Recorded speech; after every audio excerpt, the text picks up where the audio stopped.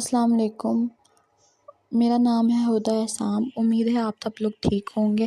تو آج ہم اسٹارٹ کرنے والے ہیں اپنا ایک نیا ناول جو ارید شاہ کا ناول ہے، اور یہ بیسیکلی یہ ایک رومانٹک اور تھرلنگ سٹوری ہے، رومانٹک بھی اور تھرلنگ سٹوری ہے۔ تو اس کو اسٹارٹ کرتے ہیں۔ تو چلیں جی، ناول کا نام ہے روح یارم اور رائٹر ہے ارید شاہ۔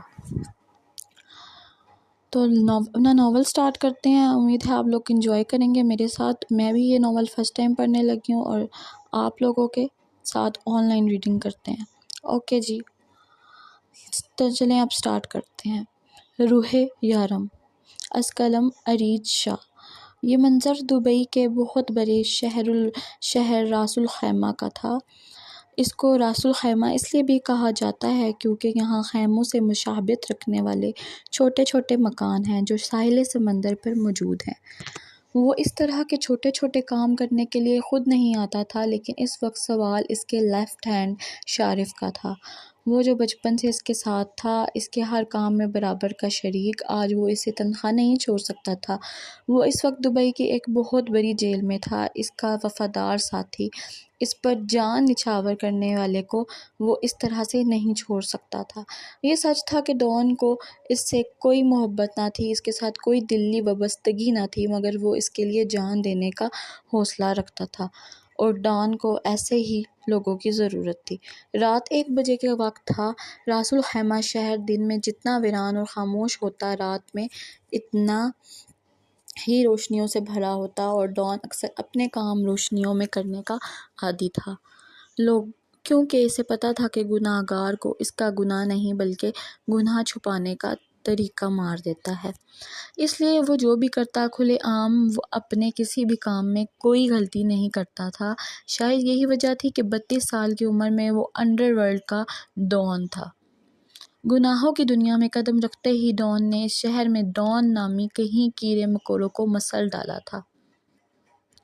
دبئی کا بچہ ڈان دی ڈیول کو جانتا تھا، لیکن کوئی بھی اس کی شکل سے واقف نہ تھا۔ وہ اتنی صفائی اور ہوشیاری سے کام کرتا تھا کہ ساتھ کھڑے خضر کو بھی پتہ نہیں چلتا۔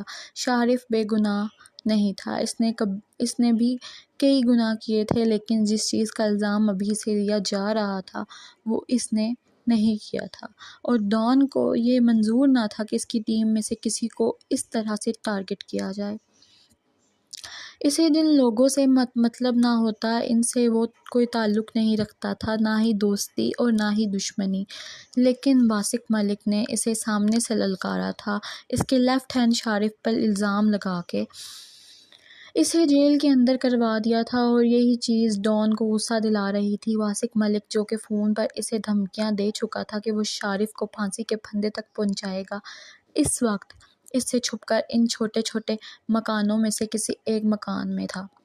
اس نے واسق ملک کو کہا تھا کہ چھپنے سے بہتر ہے کہ وہ سامنے آ کر اس سے بات کرے، لیکن واسق ملک نے نہ مانا۔ اسی کی وجہ سے آج شارف 1 ہفتے سے زیادہ وقت سے جیل میں تھا۔ وہ ڈان کا لیفٹ ہینڈ تھا، اسے جیل میں کسی چیز کی کمی نہ تھی، اے سی، ٹی وی، بیڈ۔ وہ ڈان کا خاص بندہ تھا، اسے ہر چیز مہیا کی گئی تھی، لیکن جیل سے زیادہ ڈان کو یہاں اس کی ضرورت تھی، جس کی وجہ سے اس کا باہر ہونا ضروری تھا۔ وہ تنگ دلی سے نکلتا ہوا ایک گھر کے اندر داخل ہوا، جہاں اس کے کچھ آدمی ایک آدمی کو زمین پر بٹھائے اس کے سر پر بندوقیں تانے کھڑے تھے۔ وہ بالکل خاموشی سے آگے صوفے پر بیٹھ گیا، اس کے چہرے پر کوئی تاثر نہ تھا۔ واسق ملک نے ذرا سی نگاہ اٹھا کر اس کے چہرے کی طرف دیکھا، گھنے کالے بال جو پیچھے کی طرف پونی میں بندھے ہوئے تھے، بندھے ہونے کے باوجود بھی ماتھے کو کور کیے ہوئے تھے، سرخ و سفید رنگت، سبز آنکھیں، ہلکی ہلکی داڑھی، ذرا ذرا سی مونچھ۔ وہ جب بات کرتا تھا اس کے گال پر ایک ڈمپل نمایاں ہوتا، لیکن یہ شخص ہنستا نہیں تھا، اس لیے آج تک جس نے بھی اس کے گال کا ڈمپل دیکھا تھا، اس سے بات کرتے ہوئے ہی دیکھا تھا، بے شک وہ عربی شہزادہ ہنستے ہوئے بھی قیامت ڈھاتا ہوگا۔ جب کاٹنے کی اوقات نہ ہو تو بھونکنا بھی نہیں چاہیے۔ وہ اس کے سامنے شان بے نیازی سے صوفے پر بیٹھتا ہوا بولا۔ اب تک واسق ملک کو ڈان کے سامنے اپنی اوقات کا اندازہ اچھے سے ہو چکا تھا۔ وہ اسے چھوٹے سے علاقے میں آ کر چھپ کے بیٹھ چکا تھا، لیکن ڈان نے اسے یہاں سے بھی ڈھونڈ نکالا۔ مجھے معاف کر دو ڈیول، مجھ سے غلطی ہو گئی، تم جیسا کہو گے میں ویسا کروں گا، پلیز مجھے مت مارنا۔ اسے جیسے ہی اندازہ ہوا کہ اب وہ ڈان سے بچ نہیں سکتا تو وہ رونے لگا۔ تمہیں ثبوت چاہیے نا اپنے آدمی کے بے گناہ ہونے کا، میں تمہیں بھی ثبوت دیتا ہوں۔ وہ جلدی سے زمین سے اٹھنے لگا جبکہ اس کے آدمیوں نے بندوق پر زور ڈال کر اسے واپس بٹھا دیا۔ تمہیں کیا لگتا ہے اگر میں یہاں تک پہنچ سکتا ہوں تو کیا تم سے ثبوت نکالنا میرے لیے مشکل ہے؟ وہ اس کی آنکھوں میں آنکھیں ڈال کر پوچھنے لگا۔ ویسے بہت صفائی سے کام کیا ہے تم نے، مجھے تمہارا کام کرنے کا انداز پسند آیا۔ اس کے لہجے میں واسق ملک اپنا مذاق اڑاتا ہوا محسوس کر رہا تھا۔ تمہیں کیا لگتا ہے واسق، میرے لیے شارف کو چھڑوانا مشکل ہے؟ نہیں، میں جب چاہوں اسے جیل سے چھڑوا سکتا ہوں، نکلوا سکتا ہوں۔ ایسے اس نے اپنے ہاتھ کی 2 انگلیوں سے چٹکی اس کے آنکھوں کے سامنے بجاتے ہوئے کہا۔ تم جانتے ہو میں تمہیں کیوں ڈھونڈ رہا ہوں واسق ملک؟ میں تمہیں شارف کے لیے نہیں بلکہ ان لڑکیوں کے لیے ڈھونڈ رہا ہوں جس کی ویڈیو تمہارے پاس ہے۔ وہ لڑکیاں جو بحفاظت ترکی میں ہیں لیکن ان کی فحش ویڈیو آج بھی تمہارے پاس موجود ہیں۔ میں یہاں شارف کے لیے نہیں بلکہ ان لڑکیوں کے لیے آیا ہوں۔ اس ویڈیو کا اوریجنل پرنٹ میرے سامنے ریموو کرو اور باقی کی ویڈیو کرواؤ۔ ابھی تمہارے پاس صرف 10 منٹ ہیں۔ اس نے اس کی آنکھوں میں آنکھیں ڈالتے ہوئے کہا۔ لیکن اب میں کچھ نہیں کر سکتا، وہ ویڈیو تو سائٹ پر ریلیز ہو چکی ہے، اب تو کروڑوں لوگ دیکھ چکے ہوں گے۔ کیا یہ تمہارا آخری فیصلہ ہے؟ ڈان نے اس کے سر پر بندوق تانتے ہوئے اس کی بات کاٹی۔ نہیں رکو، میں کچھ کرواتا ہوں، مجھے مت مارنا۔ وہ پھر سے التجا کرنے لگا۔ 10 منٹ؟ ڈان کا لہجہ صفاق تھا۔ پھر سامنے کھڑا شخص اسے اپنے کرتب دکھانے لگا۔ اپنی جان بچانے کے لیے یہ شخص کچھ بھی کرنے کو تیار تھا۔ وہ کپاتے ہاتھوں سے کبھی ایک طرف کو فون کرتا تو کبھی دوسری طرف، جبکہ اس کے آدمی اس کے گھر کی تلاشی لے رہے تھے، کیونکہ جو بھی تھا اس کے سارے آدمیوں کا ریکارڈ بہت صاف اور وہ نہیں چاہتا تھا کہ شارف کے خلاف بھی کوئی جھوٹا ثبوت رہے۔ پھر وہی ہوا۔ 10 منٹ کے اندر ان لڑکیوں کی ہر ویڈیو سائٹ سے، ہر قسم کی دوسری فحش جگہ سے دور کر دی گئی۔ وہ لڑکیاں جو شادی کے بعد اپنے خاوند کے ساتھ ہنی مون کے لیے یہاں آئی تھی۔ واسق ملک نے ہوٹل کے رومز میں کیمرہ لگا کر ان کی ویڈیوز بنائی جنہیں بعد میں سائٹ پر ریلیز کر کے بہت پیسہ کمانے کا ارادہ تھا۔ وہ کپلز شاید یہ بھی نہیں جانتے تھے کہ ان کے ساتھ کیا ہونے جا رہا تھا، لیکن ڈیول جانتا تھا۔ وہ جانتا تھا کہ ان کی زندگی کس طرح سے برباد ہو سکتی ہے۔ ڈیول، میں نے ہر قسم کا پرنٹ ریموو کروا دیا ہے۔ لیکن وہ رکا۔ لیکن کیا؟ وہ غصے سے چلایا۔ ان ویڈیوز کا ایک پرنٹ پاکستان پہنچا دیا گیا ہے۔ اس کی بات سن کر ڈیول نے ایک نگاہ اپنے دائیں طرف کھڑے خضر پر ڈالی، جو کہتا تھا اس کا ملک بہت پاک صاف ہے، بہت نیک ہے، اس کے ملک میں کوئی فحش کام نہیں ہوتا۔ لیکن اب پاکستان بھی دنیا کے ساتھ چل رہا ہے۔ خضر اس سے نگاہ نہیں ملا پا رہا تھا۔ کوئی بات نہیں، پاکستان سے میں نکلوا لوں گا اسے۔ 1 ہفتے بعد صدیق کی بیٹی معصومہ یہاں آنے والی ہے، میں اسے کہہ دوں گا وہ لے آئے گی۔ خضر نے حل پیش کیا تو ڈان اٹھ کر کھڑا ہو گیا۔ اب اس کا یہاں کوئی کام نہ تھا۔ پھر پیچھے مڑا اور واپس اس کے سامنے آ کر رکا۔ جانتے ہو واسق، لوگ کہتے ہیں کہ جس کا کوئی اپنا نہیں ہوتا وہ دوسروں کی ماں بیٹیوں کی عزت کرتے ہیں، لیکن آج تم نے ثابت کر دیا کہ یہ بات بالکل غلط ہے۔ جن لڑکیوں کی تم نے ویڈیوز بنائی وہ ابھی اپنی زندگی شروع کر رہی تھی۔ ذرا سوچو، اگر وہ ویڈیو ان لڑکیوں تک پہنچ جاتی تو کیا کبھی زندگی میں خود سے نظر ملانے کے قابل رہتی؟ چوری کرو، ڈاکہ ڈالو، قتل کرو، لیکن ڈیول زنا نہیں کرنے دے گا۔ تم ایک اچھے آدمی تھے۔ وہ رکا۔ مگر تھے؟ واسق ملک کو بات سمجھنے کا موقع دینے سے پہلے ہی گولی چلی۔ سامنے کھڑا وجود بے جان ہو گیا۔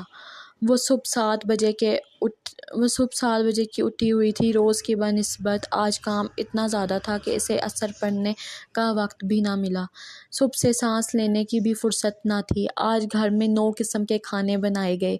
آخر رانیہ آپی کا رشتہ جو آ رہا تھا وہ اندر تیار ہو رہی تھی اپنی 2 بہنوں تانیہ ماریا کے ساتھ۔ اس کے ہاتھ میں لذت تھی۔ وہ صبح سے ہی کچن میں گھسی تھی، سب کام کر چکی تھی۔ اسے 3 بجے سے پہلے ہی گھر سے نکلنا تھا کیونکہ امی کا حکم تھا کہ جب تک یہ رشتے والے یہاں سے چلے نہ جائیں تب تک اپنی شکل کو کسی کو نہ دکھانا۔ ان کا گھر اتنا چھوٹا سا تھا کہ کوئی بھی چھپ کر نہ بیٹھ سکتا۔ پورے گھر میں صرف 2 ہی تو کمرے تھے، ایک میں جہاں ان کی بیٹیاں رانیہ، تانیہ اور ماریا رہتی تھی اور دوسرا کمرہ جہاں امی رہا کرتی تھی، اور تیسرا کچن۔ یہ اتنا چھوٹا سا تھا کہ باہر کھڑے شخص کو پورا کمرہ نظر آتا۔ اس لیے امی کا حکم تھا کہ جیسے ہی کھانا بن جائے اور سارا کام ختم ہو جائے وہ جلدی سے یہاں سے اٹھ کر فاطمہ بی کے گھر چلی جائے، کیونکہ وہ نہیں چاہتی تھی کہ سوتیلی بیٹی ایک بار پھر سے ان بیٹیوں کا کام خراب کر دے۔ وہ صبح سے گھن چکر بنی ہوئی تھی اور آج اتفاق ایسا تھا کہ امی نے صبح سے اسے ایک بھی تھپڑ نہ مارا تھا۔ اسے صرف فاطمہ بی بی کے گھر جانے کی اجازت تھی جہاں دوپہر میں وہ بچوں کو قرآن پڑھاتی تھی، جس کی فاطمہ بی بی اس کی امی کو تنخواہ دیتی تھی۔ اس کے علاوہ محلے کے بچوں کے والدین بھی اسے کچھ نہ کچھ دیتے رہتے۔ اگر اسے روح کے وجود سے کوئی فائدہ نہ ہوتا تو تعظیم اسے کب کی اس گھر سے نکال چکی ہوتی۔ آخر ان کے شوہر کے دھوکے سے تو یہ اولاد تھی۔ ان کے شوہر نے 2 شادیاں کی تھی، پہلی شادی تعظیم سے، جن میں سے ان کی 3 بیٹیاں تھیں۔ بیٹا نہ ہونے کی صورت میں انہوں نے دوسری شادی کر لی، لیکن تعظیم سے چھپ کر۔ جب تعظیم کو یہ بات پتہ چلی تو بہت دیر ہو چکی تھی۔ بیٹا تو انہیں دوسری بیوی سے بھی نہ ہوا، بس ایک انچاہا وجود روح دنیا میں آ گئی۔ معصوم سی لڑکی، ہر کسی سے پیار کرنے والی، لیکن یہاں اسے کوئی پیار نہیں کرتا تھا سوائے فاطمہ بی بی کے۔ وہ معصوم لڑکی اپنا بچپن کھو چکی تھی۔ وہ 19 سال کی ہو چکی تھی۔ گورنمنٹ اسکول میں اس نے میٹرک کر لیا، لیکن اس کے آگے اپنا تعلیمی سلسلہ جاری نہ رکھ سکی۔ وہ پڑھنا چاہتی تھی، کچھ بننا چاہتی تھی، لیکن کچھ بھی نہ کر پائی۔ اس کے حصے میں محبتیں نہ تھیں، اگر کچھ تھا تو 3 بہنوں یا امی کے تھپڑ، وہ بھی دن میں درجنوں کے حساب سے۔ اس کے منہ پر اپنے نقش بناتے وہ احساس کمتری کا شکار لڑکی اپنے آپ سے بھی محبت نہیں کرتی تھی۔ اسے فاطمہ بی بی کے گھر میں جانے کی اجازت بھی صرف اس لیے تھی کیونکہ وہ اس کی امی کو مہینے کے 5,000 روپے دیتی تھی۔ فاطمہ بی بی جانتی تھی کہ اس کے ساتھ اس گھر میں کیا کیا ہوتا ہے۔ روح بچپن سے ان کے پاس آتی تھی کہ انہیں وہ بہت پیاری سی لڑکی بہت عزیز تھی۔ اس کی ماں کا نام نور تھا اور اس کے باپ کو اس سے محبت نہ تھی۔ اس کی ماں نے اس کا نام روح نور رکھا تھا، یعنی وہ اپنی ماں کی روح تھی۔ اس سے اس کی بچپن کی یادیں چھین لی گئی۔ وہ صرف چند دنوں کی تھی جب اس کی ماں اسے دنیا کی ٹھوکروں میں چھوڑ کر ہمیشہ کے لیے چلی گئی۔ اس کے باپ کو اس سے کوئی مطلب نہ تھا، وہ تو بس اسے اٹھا کے اس کی سوتیلی ماں کے پاس لے آیا تھا۔ سوتیلی اولاد سے بھی بھلا کوئی محبت کرتا ہے؟ اس کے باپ نے کبھی اسے پیار سے نہ دیکھا اور 7 سال کی عمر میں ہی وہ یتیم ہو گئی۔ اس کی سوتیلی ماں کو جو ذرا سا اپنے شوہر کا ڈر تھا کہ اس کے سامنے روح کو کچھ نہ کہتی، وہ ختم ہو گیا۔ 7 سال کی عمر میں ہی اس سے اس کا بچپن چھین لیا گیا۔ تعظیم نے صاف لفظوں میں کہا کہ فری کی روٹی نہیں ملے گی، کام کرنا ہوگا۔ 7 سال کا بچہ جو اپنے کپڑے بھی خود نہیں بدل سکتا۔ روح نے اپنے چھوٹے چھوٹے ہاتھوں میں جھاڑو اٹھا لیا اور اسے ساتھ بیٹھ کر کھانے کی اجازت نہ تھی۔ جو بچتا ہے وہی کھانے کو ملتا۔ وہ روتی نہ تھی، اسے ان سب چیزوں کی عادت ہو چکی تھی۔ اسے آواز نکالنے کی اجازت نہ تھی۔ وہ بھی انسان تھی، اسے بھی غصہ آتا تھا، لیکن اسے جب غصہ آتا وہ اپنے آپ پر نکالتی تھی۔ امی کے چھوٹے سے کمرے میں بس ایک ہی بیڈ تھا اور اسے زمین پر سونے کی جگہ میسر تھی۔ اسے یہ پتہ نہ تھا کہ یہ چٹائی کب سے اس کے پاس ہے، لیکن جب سے وہ سو رہی تھی اور یہی پھٹی پرانی چٹائی دی گئی تھی۔ میٹرک تک اسکول جاتی رہی، جو اسی کے محلے میں ایک گورنمنٹ اسکول تھا۔ یہ بھی فاطمہ بی بی کی مہربانی تھی جو اس کی امی کی منتیں کر کے اسکول میں داخل کروا دیا۔ وہ پڑھائی میں بہت اچھی تھی۔ فاطمہ بی بی کا کہنا تھا کہ اگر وہ ایسی پڑھتی رہی تو کچھ بن جائے گی۔ 15 سال کی عمر میں جب اس نے میٹرک پاس کیا تو امی نے کہہ دیا کہ اب گھر کے کام کاج سیکھے گی۔ وہ کیا سیکھتی، اسے تو سب کچھ آتا تھا، بچپن ہی سے تو وہ سب کچھ کر لیتی تھی، مگر اسے کسی کے سامنے بولنے کی اجازت نہ تھی۔ غلطی سے ان کے گھر میں کوئی مہمان یا کوئی رشتہ دار آتا تو یہی سوچتا کہ شاید یہ بچی گونگی ہے۔ اس کی سب سے چھوٹی بہن ماریا بھی اس سے 6 سال بڑی تھی اور تینوں بھی کنواری تھی۔ اس سے پہلے رانیہ کے لیے ایک رشتہ آیا تھا، لیکن جب انہوں نے روح کو سامنے دیکھا تو کہہ دیا کہ ہمیں اس سے شادی کروانی ہے اگر آپ کو منظور ہو تو، جس کے بعد روح بیچاری کے جسم پر نہ جانے کتنے ہی زخم تھے۔ امی بات بات پر اسے مارنے لگتی تھی، کہتی تو جو ان کے سامنے آئی اس لیے میری بچی کا رشتہ ٹوٹ گیا۔ وہ روتی تڑپتی لیکن کون سنتا تھا اس کی، وہ ساری رات روتی تھی۔ وہ بے حس عورت جسے لوگ ماں کہتے تھے بے خبر وہ جانتی تھی کہ اس دنیا میں اس کا کوئی نہیں ہے، اور فاطمہ بی بی وہ تو صرف پڑوسن ہے۔ وہ بس اس کے نام پر 5000 روپیہ اس کی ماں کی ہتھیلی پر رکھ دیتی تھی۔ اسے 1 گھنٹہ گھر سے باہر رہنے کی اجازت تھی، لیکن صرف فاطمہ بی بی کے گھر، اور کہیں جانے کی خواہش بھی نہ تھی۔ وہ صرف فاطمہ بی بی سے اپنا دکھ بانٹتی۔ اس کے زخم دیکھ کر وہ رحم دل عورت اکثر رو پڑتی اور کہتی وہ دن دور نہیں ہے جب تمہاری زندگی میں ایک شہزادہ آئے گا اور تمہیں اس دنیا سے نکال کر اپنے ساتھ لے جائے گا، تمہیں خوشیاں دے گا، محبت دے گا، تمہاری ہر خواہش کو پورا کرے گا۔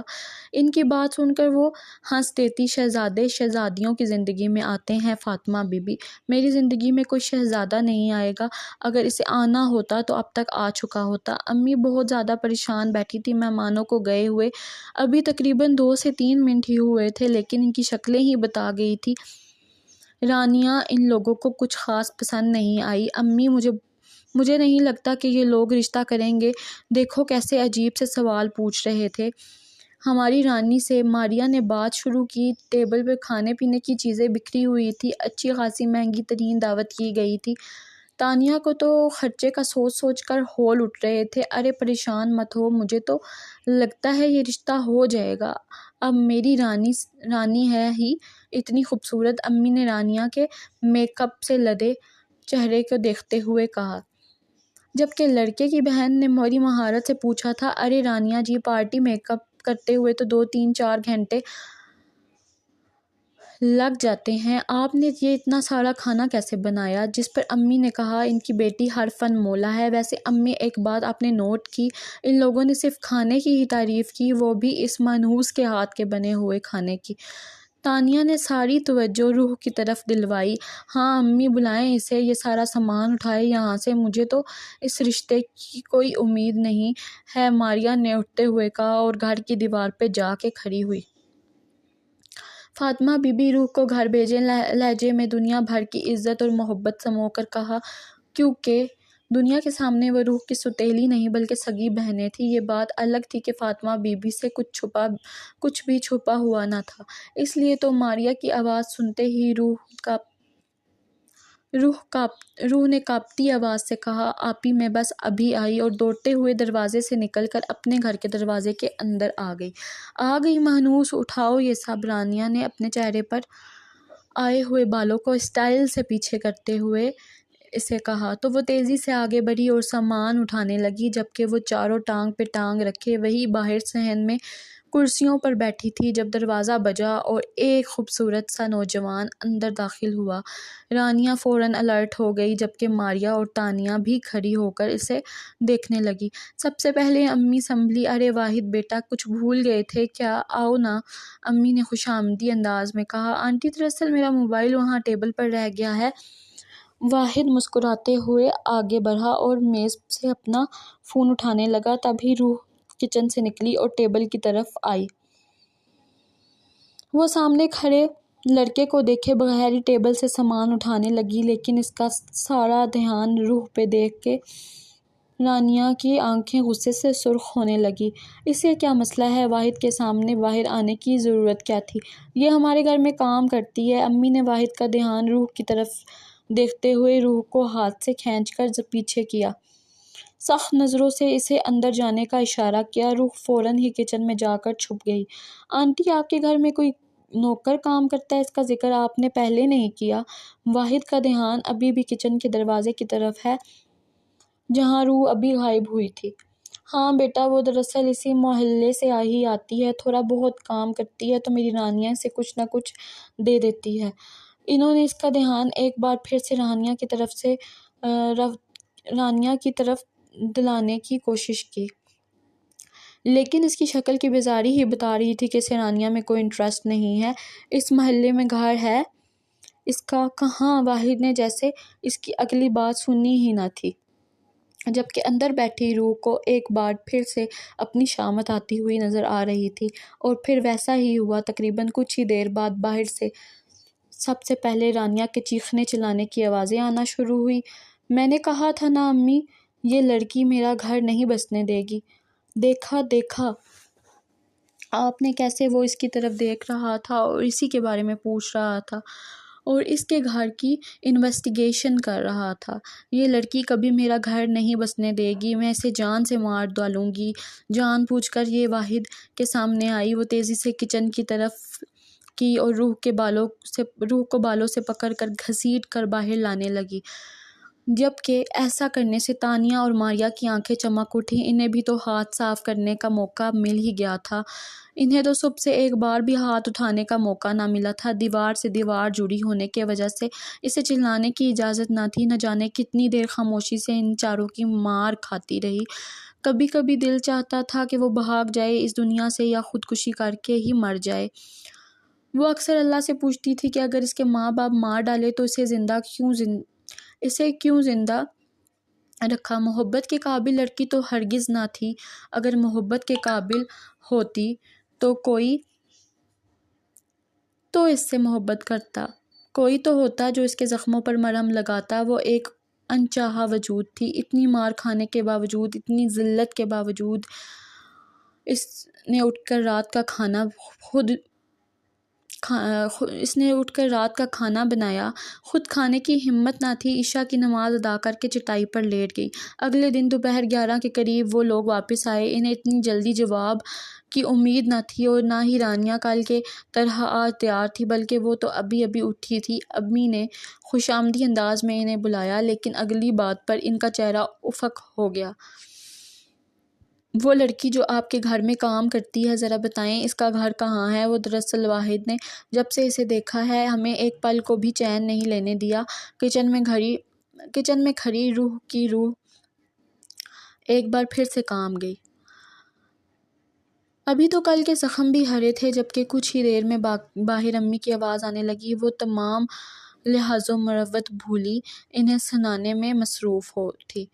امی نے اونچی آواز میں کہا، اگر اسے رانیہ نہیں پسند تو روح بھی نہیں ملے گی، کیونکہ وہ اسی گھر کی لڑکی ہے۔ اس منحوس نے دورے ڈالے ہوں گے اس پر، پہلے تو میں اسے رفع دفع کروں گی اس گھر سے، امی نے غصے سے چلاتے ہوئے کہا، جب کہ ان لوگوں کو اندازہ ہو چکا تھا کہ اس گھر میں آ کر انہوں نے اس بچی کی جان مشکل میں ڈال دی ہے۔ اس عورت نے ایک نظر کچن کی کھڑکی سے جھانکتی معصوم سی اس لڑکی پر ڈالی جو اپنی شامت کا انتظار کر رہی تھی، اور چلی گئی۔ امی اونچی آواز میں روح کو پکار رہی تھی۔ وہ سست قدموں سے چلتی باہر نکلی جہاں امی ہاتھ میں پائپ اٹھائے اسے پاس آنے کا اشارہ کر رہی تھی۔ سر، وہ فائل میرے ہاتھ لگ چکی ہے جس پر ان سب لوگوں کے نام لکھے ہیں جن کے پاس وہ ویڈیو تھی۔ اس کے علاوہ میں نے وہ ویڈیو ریموو کر دی ہے اور میں کچھ ہی دنوں میں دبئی پہنچ جاؤں گی۔ ڈان کے ساتھ کام کرنا تو میرا خواب ہے۔ ڈان کے ساتھ کام کر کے ہی میں اپنے بابا کا بدلہ لوں گی۔ مجھے پتہ ہے کہ وہ بابا کا بدلہ لینے میں میری مدد ضرور کریں گے۔ معصومہ نے انفارمیشن دیتے ہوئے کال بند کر دی۔ خضر نے یہ بات آ کر ڈان کو بتائی۔ ڈان پہلے ہی اپنی ٹیم میں ایک لڑکی کو رکھ کر پچھتا رہا تھا، اب دوسری لڑکی کو اپنے ساتھ رکھنے کا سوال ہی پیدا نہیں ہوتا تھا، اس لیے اس نے خضر کو کہا کہ جتنی جلدی ہو سکے لڑکی کے سامنے اس کے باپ کے قاتل کو ختم کیا جائے تاکہ وہ لڑکی اپنی زندگی میں آگے بڑھے، جبکہ کسی اور لڑکی کا نہ سن کر ڈان کے قریب صوفے پر بیٹھی اسٹائلش لیلا کے لب مسکرا اٹھے۔ مجھے پتہ ہے اس دنیا میں کوئی بھی لڑکی میری جگہ نہیں لے سکتی، اس نے قدرے ہلکی آواز میں خضر سے کہا، کیونکہ ڈان کے سامنے اس طرح کی کوئی بات بھی کرنا الاؤڈ نہیں تھی۔ کچھ دیر بعد لیلا بھی چلی گئی۔ تم لیلا کے بارے میں کیا سوچتے ہو؟ خضر نے اس کے چہرے کو دیکھتے ہوئے کہا۔ لیلا کے بارے میں کیا سوچتا ہوں؟ وہ ایک لڑکی ہے، میری ٹیم میں کام کرتی ہے، اگر اچھی ورکر نہ ہوتی تو شاید میں اسے اپنے ساتھ نہیں رکھتا۔ لیلا ایک بہت اچھی لڑکی ہے، بہت اچھی ہیکر ہونے کے ساتھ ساتھ بہت خوبصورت بھی تھی۔ لیلا تمہیں پسند کرتی ہے، وہ تم سے شادی کرنا چاہتی ہے۔ خضر نے اس کا دھیان لیلا پر لے جانے کی ناکام سی کوشش کی تو ڈان نے اس چہرے کی طرف دیکھتے ہوئے کہا، تم شادی کر لو، گھر بساؤ، وہ تمہارا کام بھی سمجھتی ہے، لیلا کے ساتھ اچھی زندگی گزرے گی۔ خضر تم میرے بچپن کے دوست ہو، بچپن کا ساتھ ہے ہمارا، میں اپنے ہاتھوں سے تمہیں نہیں مارنا چاہتا، اس لیے کسی دن ٹائم نکال کے، زیادہ نہیں، بس آدھا گھنٹہ تم خودکشی کر لو، کیونکہ مجھے تمہیں اپنے ہاتھوں سے مارتے ہوئے بالکل اچھا نہیں لگے گا۔ وہ شفاف انداز میں بولا، وہ محبت کرتی ہے تم سے، صرف تمہارے لیے ہے وہ یہاں، اور پر تمہیں اس کے بارے میں سوچنا چاہیے، وہ تمہارے ساتھ وفادار ہے۔ خضر نے ایک اور ناکام کوشش کی، لیکن اس بار ڈیول کی گھوڑی نے اس کا منہ بند کرا دیا۔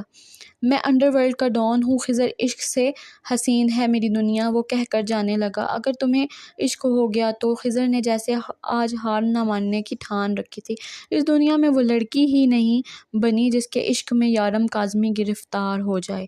وہ اسے سخت نظروں سے گھورتا وہاں سے نکل گیا۔ ہر انسان کا جوڑ بنا ہے اس دنیا میں، تمہیں بھی کوئی نہ کوئی ضرور ملے گی، پھر پوچھوں گا تم سے، عشق حسین ہے یا تمہاری دنیا؟ میں نے تو اس وقت ہی کہا تھا اس لڑکی کو گھر سے نکال دو، جب اس کا باپ مرا تھا تب تو تم نے میری بات سنی نہیں تھی، اس وقت تمہیں فری کی نوکرانی چاہیے تھی، ابھی تو کچھ نہیں، اس کی خوبصورتی تیری ساری بچیوں کی زندگی برباد نہ کر گئی تو نام بدل دینا۔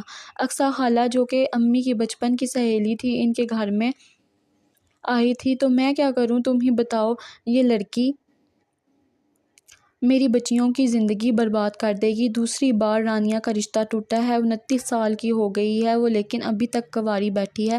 ہائے یہ منحوس، تیری بیٹیوں کا نصیب کھا جائے گی۔ اقصیٰ خالہ نے دونوں ہاتھ ملتے ہوئے کہا، اپنی بیٹیوں کو بٹھا ایک طرف اور جلدی سے اس کے ہاتھ پیلے کر کے اس کو رفع دفع کرتا کہ تیری بیٹیوں کے اچھے رشتے آئیں۔ خالہ نے کہا، ارے کہاں سے کروں شادی، میرے پاس اس کے لیے پھوٹی کوری نہیں ہے، بڑی مشکل سے میں نے اپنی بیٹیوں کے لیے جہیز جمع کیا ہے۔ ارے تجھ سے جہیز مانگ کون رہا ہے؟ میں ایک عورت کو جانتی ہوں، وہ نہ رشتے کرواتی ہے لیکن کچھ نہیں لیتی، الٹے پیسے دیتی ہے۔ اقصیٰ خالہ نے سرگوشی والے انداز میں کہا، کیا مطلب ہے تمہارا؟ تمہاری اس بات کا امی کا انداز بھی سرگوشانہ تھا۔ ارے وہ کوئی دبئی میں شیخ رہتا ہے، لڑکی خوبصورت اور کم عمر ہونی چاہیے، فون پر لڑکی سے نکاح پڑھاتے ہیں اور دبئی بلا لیتے ہیں، پہلے لڑکی اس شیخ کے ساتھ رہتی ہے، پھر بعد میں۔ خالہ بولتے بولتے خاموش ہو گئی۔ بعد میں شیخ لڑکی کو آگے بیچ دیتا ہے؟ آخر جو لڑکی کے آباء و اجداد کو رقم دیتا ہے تو واپس بھی تو وصول کرنی ہوتی ہے، کیا مطلب ہے لڑکی بیچ دیتے ہیں؟ امی اب بات کو سمجھی تھی۔ توبہ توبہ، معصوم سی لڑکی ہے، میں اس کے ساتھ ہرگز نہیں کروں گی، چند پیسوں کے لیے نہیں بیچوں گی۔ امی نے فوراً انکار کر دیا۔ اقصیٰ کی سہیلی جو کافی عرصے سے مشہور تھی کہ لڑکیوں کے نکاح دبئی میں پڑھاتی ہے، اس نے کئی بار کہا کہ میری بیٹیوں کے نکاح کروا دو، لیکن اقصیٰ خالہ ہمیشہ ہی ٹال دیتی۔ ارے ٹھیک ہے، جیسے تمہاری مرضی، میں یہ تھوڑی کہہ رہی ہوں اسے بھیج دو، میں تو بس تمہیں یہ کہہ رہی تھی کہ راستے سے ہٹاؤ، میں نے تو بس آئیڈیا دیا۔ اب تمہاری بیٹیوں کی زندگی برباد کر رہی ہے، 25 سال کی تو ماریا ہو گئی ہے، اور جب تک یہ یہاں رہے گی تب تک تمہاری بیٹیوں کا کہیں کوئی چانس نہیں ہے۔ تمہیں تو جنہیں تم چند پیسے کہہ رہی ہو نا، 20 لاکھ ہیں، ارے دھوم دھام سے اپنی بیٹیوں کی شادی کر سکتی ہو تم۔ خالہ بس اتنا بول کر اپنا بیگ اٹھا کر اٹھنے لگی۔ 20 لاکھ! امی کا منہ رقم سن کر کھل گیا۔ ارے یہ تو کچھ بھی نہیں، لڑکی خوبصورت اور کم عمر ہو جیسے کہ روح ہے تو 20، 25 اور 30 میں بھی بدل سکتے ہیں۔ خالہ مزید لالچ دیتے ہوئے گھر سے باہر نکل گئی۔ رات کے تقریباً 3 بجے کا وقت تھا۔ تعظیم نہ جانے کب سے نگاہیں روح کے سوئے ہوئے وجود پر ڈالے اسے اپنی نظروں میں لیے ہوئے تھی، جبکہ دماغ میں بار بار اقصیٰ کی باتیں گونج رہی تھی۔ ذرا سوچو تعظیم، تمہاری بیٹیوں کی زندگی سنبھل جائے گی اور ساتھ میں اس مصیبت سے بھی چھٹکارا مل جائے گا، جان چھوٹ جائے گی۔ بھولو مت یہ تمہارے شوہر کے دھوکے کا نتیجہ ہے۔ وہ تم سے محبت کے دعوے کرتا تھا اور تم سے چھپ چھپا کر کسی اور لڑکی سے نہ صرف شادی کر رکھی تھی بلکہ اس میں سے ایک اولاد بھی پیدا کی ہوئی تھی۔ ارے ستیلی ماں کہاں پوچھتی ہیں، مگر تم نے نہ صرف اسے گھر میں رکھا بلکہ پرورش بھی کی۔ کب تک اس کے بارے میں سوچتی رہو گی؟ تمہاری بیٹیاں اس کی وجہ سے کنواری بیٹھی ہیں۔ رانیہ کا دوبارہ رشتہ اس کی وجہ سے ٹوٹ چکا ہے۔ تعظیم بیگم کے دماغ میں اقصیٰ خالہ کی باتیں چل رہی تھیں، جب اس کی آنکھیں اب تک روح کے معصوم سے چہرے کو دیکھ رہی تھی۔ ویسے تو وہ ہر لڑکی کے 20 لاکھ روپے دیتے ہیں، لیکن میں اس کے پورے 30 لاکھ مانگوں گی۔ ارے ذرا سوچو، 30 لاکھ دے گا شیخ اور کوئی ایسے ہی نہیں اٹھا لے جائے گا، پہلے نکاح پڑھائے گا، جائز رشتے میں باندھ کر پھر بلائے گا اسے وہاں، اور دبئی جائے گی۔ ذرا سوچ، باہر ملک جا کر بھی کبھی کسی کی زندگی برباد ہوئی ہے، اور یہ تو اتنی تیز تراز ہے، خود ہی سب سنبھال لے گی۔ اسی اقصیٰ کی اس بات پر تعظیم نے ایک بار پھر سے اس کے معصوم چہرے کو دیکھا۔ کیا واقعی وہ اتنی تیز ہے کہ اپنا آپ خود سنبھال لے گی؟ نہیں، میں اس لڑکی کے ساتھ ایسا نہیں کروں گی، اتنا بڑا گناہ میں سوچ بھی کیسے سکتی ہوں؟ نہیں، میں نہیں کروں گی اس کے ساتھ ایسا، نہ جانے وہ شیخ اس کا کیا حال کر دے۔